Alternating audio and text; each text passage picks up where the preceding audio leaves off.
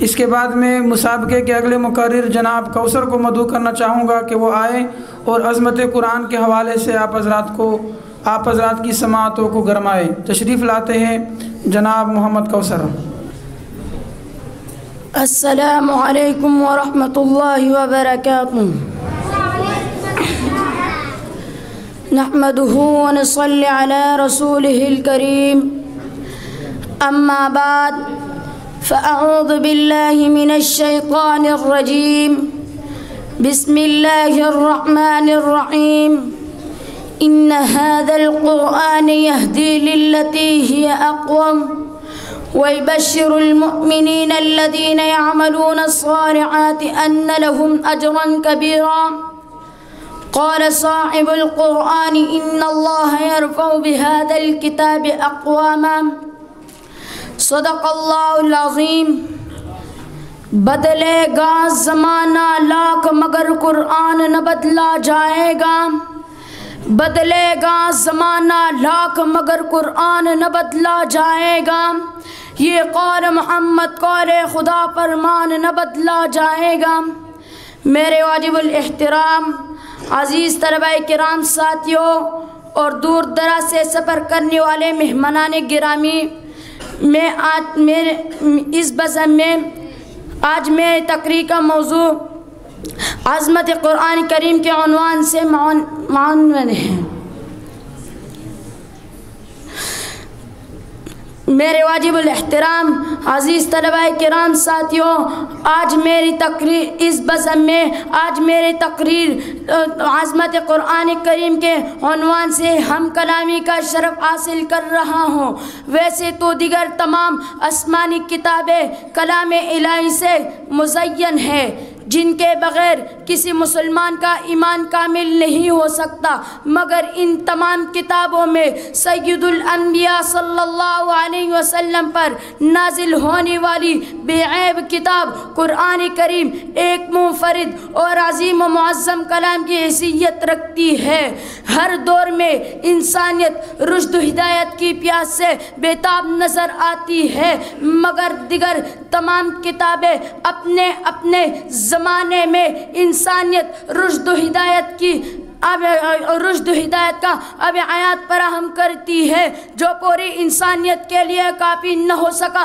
جب رب کائنات نے خاتم النبیین صلی اللہ علیہ وسلم پر نبوت کا اختتام فرما دیا تو اب ضرورت ایسی شریعت کی تھی جو قیامت تک نسل انسانی کے پیاس بجھا سکے، ضرورت ایسی کتاب کی تھی جو ہر دور میں ہدایت کا راستہ دکھا کر فلاح انسانیت کا سبب بن سکے۔ رب کائنات نے فرما دیا ان هذا القرآن يهدي للتي هي اقوم۔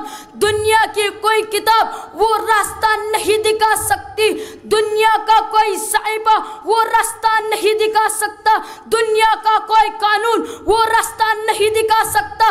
يهدي للتي هي اقوم، سب سے زیادہ اور سیدھا راستہ صرف قرآن کا راستہ ہے۔ میرے بھائیوں، آج تمام وجود انسانی دو چیزوں کے مجموعے کا نام ہے، ایک انسان کا بدن اور دوسرا انسان کی روح ہے۔ دونوں مجموعے کا نام انسان کہلاتا ہے۔ انسان کا بدن مٹی سے بنایا گیا، وَبَدَأَ خَلْقَ الْإِنسَانِ مِنْ طِينٍ، اور انسان کی روح کا تعلق آسمان کے ساتھ معلق ہے۔ قُلِ الرُّوحُ مِنْ أَمْرِ رَبِّي، امام زمخشری اپنے شہرۂ آفاق تفسیر کشاف میں فرماتے ہیں انسان کے بدن کو بھی غذا کی ضرورت ہے، انسان کے روح کو بھی غذا کی ضرورت ہے۔ بدن کی غذا فَأَنبَتْنَا فِيهَا حَبًّا وَعِنَبًا وَقَضْبًا وَزَيْتُونًا وَنَخْلًا، زمین سے غلہ اناج اگا کر انسان کے بدن کو غذا دی جاتی ہے۔ بدن کا تعلق مٹی سے، تو غذا بھی مٹی سے نکلنے والی چیز ہے۔ انسان کی روح آسمان سے آتی ہے تو غذا بھی وہ چاہیے جو آسمان سے ہو۔ رب کائنات نے فرما دیا وَكَذَلِكَ أَنزَلْنَا إِلَيْكَ رُوحًا مِّنْ أَمْرِنَا، قرآن کو روح سے تعبیر کر کے इशारा कर दिया, अगर बदन की तकवीयत चाहते हो तो ज़मीन की पैदावार इस्तेमाल करके देख लो, अगर रूह की तकवीयत चाहते हो तो कुरान का दामन थामना पड़ेगा। वनुनज़्ज़िलु मिनल कुरानि मा हुआ शिफाउन व रहमतुल लिल मुमिनीन, कुरान शिफा है। मैंने कुरान से सवाल किया तो किस मर्ज़ की शिफा है? कुरान कहता है शिफाउन लिमा फिस सुदूर, मैं सिर्फ दर्द सर का इलाज नहीं, मैं सिर्फ दर्द बदन का इलाज नहीं, मैं सिर्फ दर्द अज़ा का इलाज नहीं हूँ, बल्कि जो कल्बी मरीज मेरा दामन थामता चला जाएगा उसे शिफा मिलती चली जाएगी। तो फिर मैं क्यों न कहूँ, उतर कर हिरा से सोए कौम आया और एक नुस्ख़े कीमिया साथ लाया। मेरे भाइयों, आज तमाम अतराफ़ आलम में एक अफरा तफरी का समा है। पूरे आलम के अंदर मुसलमान जुल्म व तशद्दुद का शिकार है।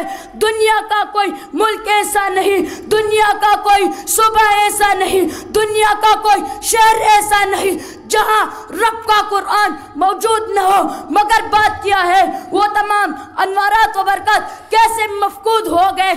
सरकार दो जहां सल्लल्लाहु अलैहि वसल्लम ने फरमाया, इन्नल्लाह यरफ़उ बिहाज़ल किताबि अक़वामा, ये वो कुरान है जिसकी वजह से रब्बे कायनात इस दुनिया के अंदर कई कौमों को बुलंद कर देते हैं। वयज़उ बि आख़रीन, ये वो कुरान है जिसकी वजह से कई कौमों के लिए पस्ती व ज़िल्लत मुक़द्दर बन जाया करती है। जब तक पूरी दुनिया में मुसलमानों की अमनी ज़िंदगी के अंदर रब का कुरान नाफिज था, यरफ़उ बिहाज़ल किताब का मंजर सामने नज़र आता है। पूरी दुनिया पर हुक्मरानी व सुल्तानत इनके खाकपाए नज़र आती है। जब कुरान का दामन छोड़कर उसे पसीपुश डाल दिया तो फिर वयज़उ बिही आख़रीन के हमने तस्वीर बन जाते हैं, ग़ुलामी व महकुमी इनके मुक़द्दर बन जाते हैं, मसाइब व आलाम की बारिश बरसती है। तो फिर मैं क्यों न कहूँ, वो मुअज़्ज़ज़ तेज़ ज़माने में मुसलमान होकर, वो मुअज़्ज़ज़ तेज़ ज़माने में मुसलमान होकर, हम ज़लील व ख्वार व तारिक कुरान होकर। व आखिरु दावाना अनिल हम्दुलिल्लाहि रब्बिल आलमीन।